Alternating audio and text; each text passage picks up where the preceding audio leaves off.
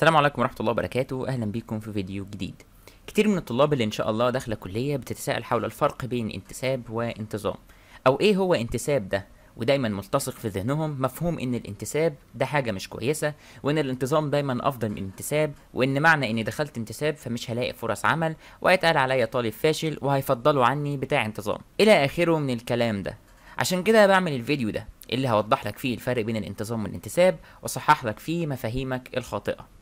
اول حاجه لازم تعرف ان الكليات اللي بتعتمد على نظام الانتساب او فيها انتساب هما 4 كليات: تجاره وحقوق واداب ودار علوم. مفيش اي كليه تانية بتاخد انتساب او ينفع تخشها انتساب غير الكليات دي. نخش على النقطه اللي بعدها، وهي يعني ايه اصلا انتساب، وايه الفرق بينه وبين انتظام. من الاخر بص هقولك، اي كليه بيبقى ليها تنسيق. يعني هناخد مثلا كليه تجاره كمثال، لو تجاره خدت من 82% وانت جايب مجموعها اللي هو 82%، خلاص تقدر تخش كليه تجاره بكل اريحيه، فبالتالي ده اسمه انتظام، يعني انت دخلت الكليه بشكل طبيعي. وهنا بقى ظهرت مشكله، بحيث ان هم لو عملوا ده فطلاب كتير مش هيلاقوا كليات يخشوها، ويحصل عجز في الاعداد بتاعه الخريجين، وتبعات سلبيه كتير من البطاله وما الى ذلك. قال لك خلاص احنا نعمل نظام جديد اسمه انتساب، ويكون عباره عن ان الطالب يخش الكليات دي بس بشرط انه يدفع مصاريف زياده شويه عن الطالب العادي. يعني مثلا لو انت تدفع 400 جنيه في انتظام، فهيبقوا في انتساب 800 جنيه، وهكذا بقى من الارقام التقديريه حسب كل جامعه. طب وبالنسبه للمواد والدراسه، قال لك هي مفيش اي تغيير. طب وفرص العمل، قال لك هي برضه، ما انت هتدرس اللي الطالب العادي هيدرسه، مفيش فرق. يعني افهم من كده ان كل حاجه هي. قال لك هي ما تقلقش، بس لحظه، دلوقتي في مشكله. لو انا اتخرجت وخدت الشهاده اكيد هيبصوا فيها ويعرفوا اني كنت انتساب، ويفضلوا بتاع انتظام عليا والحاجات دي كلها.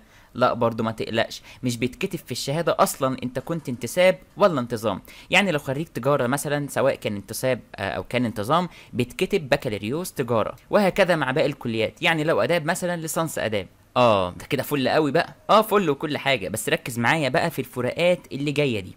اول حاجه، انت ليك دفعتك، يعني مدرجاتك ومحاضراتك مش في نفس المواعيد ونفس الايام بتاعه انتظام، انتوا دفعه وهم دفعه تانية خالص. حاجة كمان، عدد أيام النزول ليك بتبقى أقل من انتظام. يعني لو انتظام هينزل 3 أيام في الأسبوع، أنت هتنزل 2 بس، وده طبعا حسب الجامعة والجدول وما إلى ذلك. وده بالنسبة ليا ميزة مش عيب، لأن ده بيتيح ليك فرص إنك تشتغل مثلا جنب الدراسة، أو إنك تعمل حاجات تانية كتير غير إنك تروح الكلية وتقعد كل يوم تنزل الكلية وتصحى الصبح بدري والكلام ده كله. حاجة تانية كمان هتميز طالب انتظام، وهي الأقسام.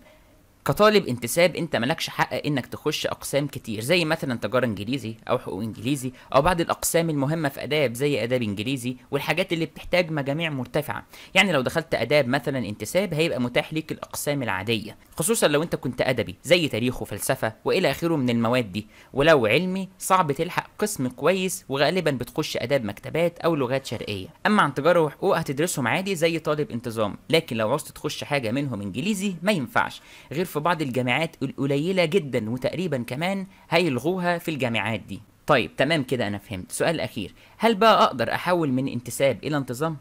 تقدر بعد اول سنة تجيب جيد او جيد جدا، وتحول من انتساب الى انتظام، وتبقى زيك زي الطالب اللي جاب مجموع انتظام من الاول. مع ان زي ما قلت لك مفيش فرق بينهم خالص، اللي هيميزك عن غيرك هو تعبك ومجهودك وقدرتك على انك تشتغل على نفسك وتطور منها، واللغة اللي عندك، والمهارات التانية الاساسية زي التعامل مع الكمبيوتر وما الى ذلك. بس يا سيدي، ده كان كل الفرق بين الانتساب والانتظام، والملخص عشان تبقى فاهم ان مفيش فرق غير في المصاريف والحضور والاقسام، لكن فرص العمل والدرجه العلميه والشهاده هم مفيش اي فرق. وفي النهايه اتمنى اكون افدتك وقدمت لك معلومه جديده. لو عندك اي استفسار او سؤال تقدر تسيب في الكومنتس سؤالك واستفسارك. كمان لينك المقاله اللي مكتوب فيها الفرق بين انتساب وبين انتظام هتلاقيه اسفل في الديسكربشن، وهتلاقيه في اول تعليق، تقدر تخش تقراه بالتفصيل الممل.